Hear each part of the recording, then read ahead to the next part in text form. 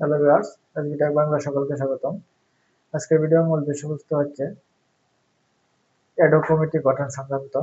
মাদ্রাসা শিক্ষা বোর্ডের আওতাধীন যত শিক্ষা প্রতিষ্ঠান রয়েছে সবাইকে এডহক কমিটি গঠন করতে হবে, সেরকম একটা বিজ্ঞপ্তি প্রকাশ করা হয়েছে মাদ্রাসা শিক্ষা অধিদপ্তর থেকে।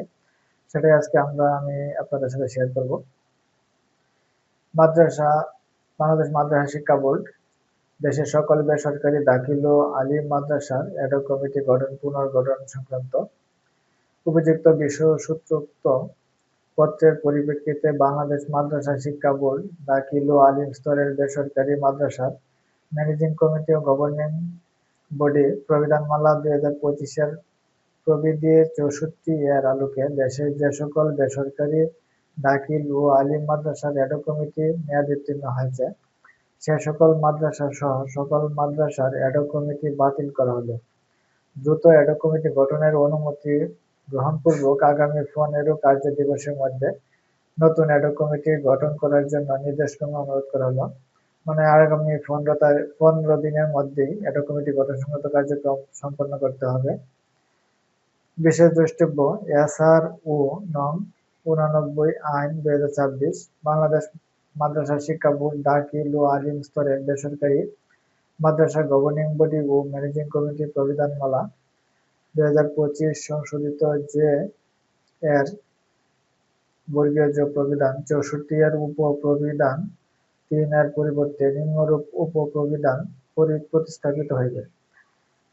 যথা: সভাপতি মনোনয়নের ক্ষেত্রে মাদ্রাসা প্রধান, স্থানীয় উপজেলা নির্বাহী অফিসার ও জেলা প্রশাসকের মাধ্যমে শিক্ষানুরাগী ব্যক্তি, খ্যাতিমান সমাজসেবক, জনপ্রতিনিধি অথবা কর্মরত বা অবসরপ্রাপ্ত নবম গ্রেড বা তদূর্ধ্ব পদমর্যাদার সরকারি কর্মচারীগণের মধ্য হইতে 3 জনের একটি তালিকা সহ অন্যান্য সদস্যের মনোনয়ন গ্রহণপূর্বক সংশ্লিষ্ট শিক্ষা বোর্ডের নিকট প্রেরণ করিবেন।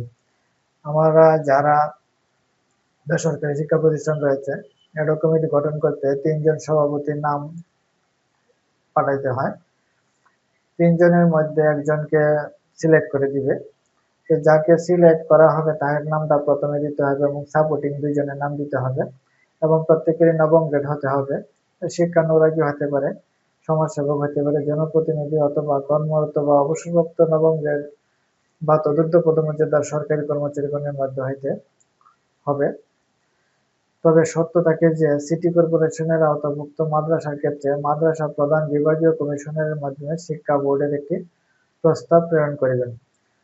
মানে যারা আমরা জেলা পর্যায়ে আছি তাদের জেলা প্রশাসকের কাছ থেকে আনতে হবে সভাপতির মনোনয়নটা। সিটি কর্পোরেশনের ক্ষেত্রে বিভাগীয় কমিশনারের মাধ্যমে আনতে হবে। তারপরে রয়েছে দেশের সকল বেসরকারি দাখিল ও আলিম মাদ্রাসা এডহক কমিটি পুনর্গঠন সংক্রান্ত কারিগরি শিক্ষা বিভাগ, শিক্ষা মন্ত্রণালয় উপযুক্ত বিষয়সূত্রোক্ত পত্রের পরিপ্রেক্ষিতে বাংলাদেশ মাদ্রাসা শিক্ষা বোর্ড দাখিল ও আলিম স্তরের বেসরকারি মাদ্রাসা ম্যানেজিং কমিটি ও গভর্নিং বডি প্রবিধানমালা 2025-এর প্রবিধি 64 এর আলোকে দেশের যে সকল বেসরকারি দাখিল ও আলিম মাদ্রাসার এডহক কমিটি মেয়াদোত্তীর্ণ হয়েছে সে সকল মাদ্রাসা সহ সকল মাদ্রাসার এডহক কমিটি বাতিলপূর্বক আগামী 15 কার্য দিবসের মধ্যে নতুন এডহক কমিটি গঠন করে ইহা বিভাগকে অবহিত করার জন্য নির্দেশক্রমে অনুরোধ করা হলো। মানে 15 দিনের ভিতরে এডহক কমিটি গঠন করতে বলা হয়েছে। এখানে গ্যাজেটও আছে।